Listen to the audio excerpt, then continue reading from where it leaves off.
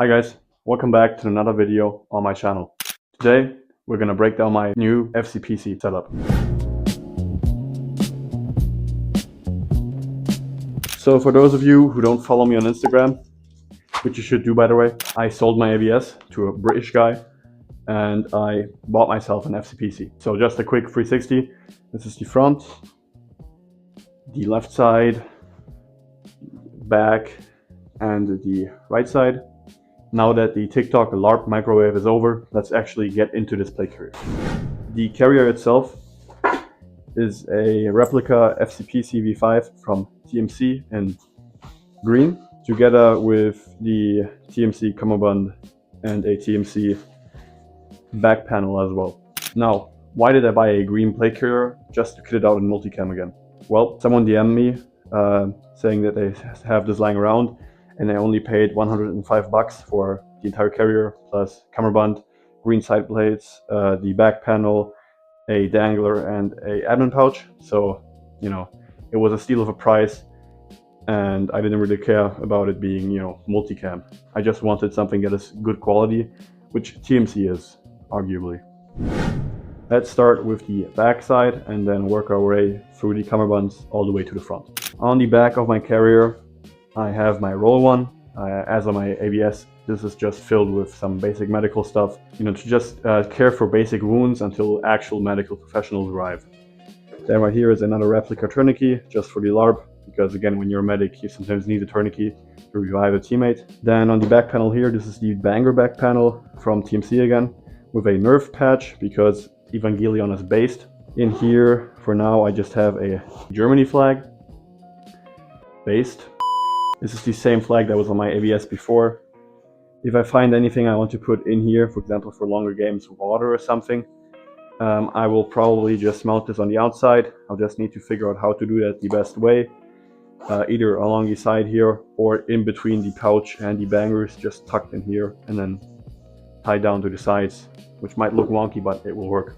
That's that. And then up here we have 3D printed flashbangs. Shout out Luca, friend of mine from the Italian Irregulars. Follow us on Instagram, link in bio. These are flashbangs that work with these little caps that you put into like costume or cosplay revolvers, and you simply prime this and screw it in. This thing right here prevents the unlocking of the mechanism, and then when you take it out and throw it, you can't really hear it that well, but it unlocks. Teammates can access these quite easily, but also I myself can access these really easily, which is pretty cool, and it's way faster than opening up a pouch or something. I can just grab to my bag and pull out a grenade, which is pretty cool. And since I don't need a space for anything else, I have 3 bangers on the back here. Now, why did I remove the water source? Well, for shorter games, I don't really need water, and even if I'm on longer games, I can just carry water in like a pouch on my pants or in a GP pouch.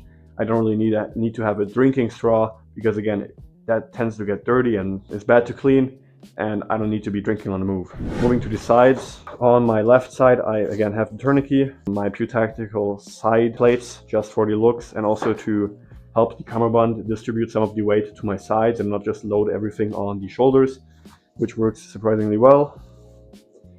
And then up on here, again, my DM Gear little GP pouch from AliExpress, which houses my multi-tool, which is useful for many purposes. Most important about this is that I can use it to reassemble and disassemble my gun before and after a game day, because the way that I transport my gear, I need to disassemble my gun, the upper and lower, so that it fits into my bag because of the length of the bag. And then in here, just a cheap, actually Bundeswehr merch flashlight, just if I need another flashlight, because I have a really bright one on my helmet. I had a better one in here once, but I actually lost that during my time in the Bundeswehr on a night land nav course, or rather race. So it was fun to jog through the complete darkness at 2 AM for like the rest of like 10 kilometers. Definitely can recommend. Anyways, as you can see, I went for a Velcro Cummerbund. I know I used to hate on Velcro Cummerbunds, but what I found is that these are way easier to adjust. I have one side tucked in always, as tight as I can, and the other side I can tug it in a little bit more if I just wear a combat shirt, or less if I wear, for example, a little bit puffy of a jacket. So that is something that Velcro cummerbunds allow that QD attachments don't allow as easily. And then moving up front here is my comms setup. This is a Baofeng UV32, not the digital version, just analog, with a Baofeng PTT, a different one. I'll probably make another video about my comm setup, but brief rundown is I have some padding on the inside of the pouch that I glued and zip tied on here just so that the radio doesn't press into my ribs that much, so I can actually fit the plate carrier cummerbund tighter to my body so it doesn't wiggle around when running. The basic antenna that comes with it, I have the PTT cable secured via Velcro zip ties that also help to hold it down to the carrier so that when I put it on and off, it doesn't wiggle around or fly around as much. And then the PTT is mounted via just basic bungee into the molly. I will put a close-up on as well. And as you can see, I mutilated the actual molly clip just so to get it to sit more flush. The reason why I mounted this way with the PTT button on the outside is because otherwise my sling, especially in CQV environments, because I just have it hung around my neck, tends to bind up on the PTT button and I would just hot mic 24/7, which is annoying and stupid. And the reason why I don't have it on a PTT wing, but rather with bungee, is so I can angle it up for speaking, because these PTTs aren't necessarily the best. So you want to be as close as possible to this thing when speaking into it. So this bungee allows me to do just that. A fixed PTT wing doesn't. If I get a PTT that works with my amps via downlead, then I'll obviously use the PTT wing because I don't need to angle my PTT to speak into it anymore.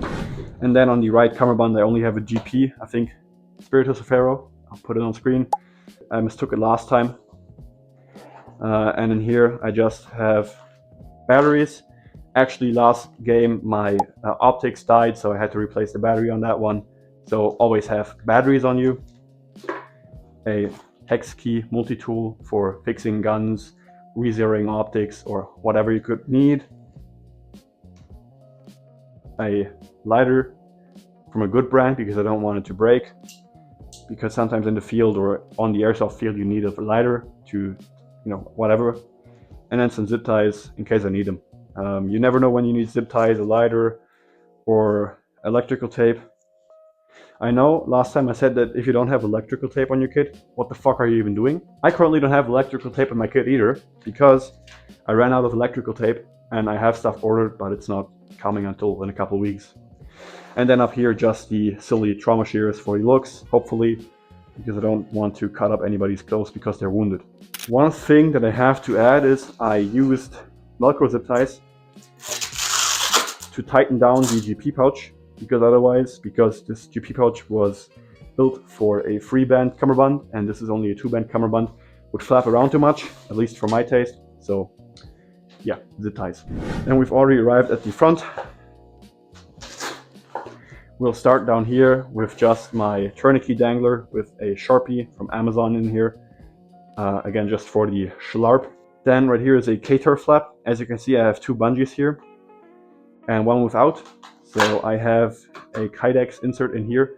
But what I found is the K-Tur flap is kind of difficult to pull the magazines out and forward. You can only pull them out, like upward. And with the Haley Strategic placard or other elastic placards, you can pull the magazines into any direction you want and get them out. With the K-Tur flap, this isn't the case. You need to pull them straight up to get it out fast. And with a foam mount, you can imagine that is quite difficult. So I only have one fast access mag because my fast reader either comes out of here or here, and all the other mag pouches are just for refeeding these fast mag reload places. And then right here I don't have any Kydex inserts, just bungee, so I can, when I use this mag, I can refeed this pouch. And I haven't tested this in game yet, but I'm going to a game day in a couple weeks and will test my theory. If I find out that this is a stupid thought or idea, then I will obviously change it up again. Right here is my lens wipe. I've added a Ranger band around it for the simple reason that otherwise what tends to happen is that the actual lens wipe tends to fall out, which I don't like because it gets dirty or just snags on things, and that obviously isn't the use case for this thing. So I just have the Ranger band on it, but if I need to quickly clean my lenses mid-game, for example for my glasses, I have a little bit of cloth hanging around that I can just, kind of press with my thumb onto the glass and clean my glasses. But if I need have more time, I can obviously pull out the entire lens wipe. And then up here is my FMA phone mount for a iPhone X. But as you know, I don't have an iPhone X, I have an iPhone 13. So what I had to do was add a little bit of foam here to hold my iPhone. The way I install it is just I kind of like take it like this and then press it in and then upward, so it gets held down by the edge right here. And as you can see, I had to upsize the hole for the camera, because obviously the iPhone X only has one camera and the iPhone 13 has two cameras diagonally. Now, what I also had to do is add a little bit of a aluminium plate in front of here to protect the lens from BBs. And just to cover up the brown packaging tape I used to hold that down, I added some fake multicam tape just to kind of make it look a little bit better. And since this entire carrier is a mixture of multicam and solid colors, I personally think it fits quite well. On the front you can see as well our Italian Irregulars patch, our new team patch, roughly saying death to all orcs, because we are fighting for Gondor. The LARP is live. So yeah, that's the entire carrier. So far I like it more than the AVS, simply because it's less bulky and weighs less, and in airsoft you don't need any weight distribution via the harness, so I like this way more. Nonetheless, the AVS is still a great carrier, and I have an interesting video about the AVS as a plate carrier coming out soon. Now, one more thing I want to add before we end this video. My double mag pouch isn't gone, it's on my belt right here. So I have my extra 2 mags right here. If I don't need them, I can obviously take them out for shorter games where I don't shoot as much, or I can replace it with water even. And because I ran out of molly space, because I'm not that wide of a person, and I still want to have my tourniquet, and I don't want everything bunched up together like really tightly, and I want this part of the belt free so I can access the pistol better, I put the idle gear down pouch under here, again with Velcro zip ties. To show you really quick, here you can see Velcro zip ties basically everywhere. So get yourself some Velcro zip ties. These things are stupid useful. So with that, I have nothing else for you guys. If you have any questions about my kit or recommendations or just something you want to talk to me about, comment them down below or DM me via Instagram. And until we see each other next time, LARP.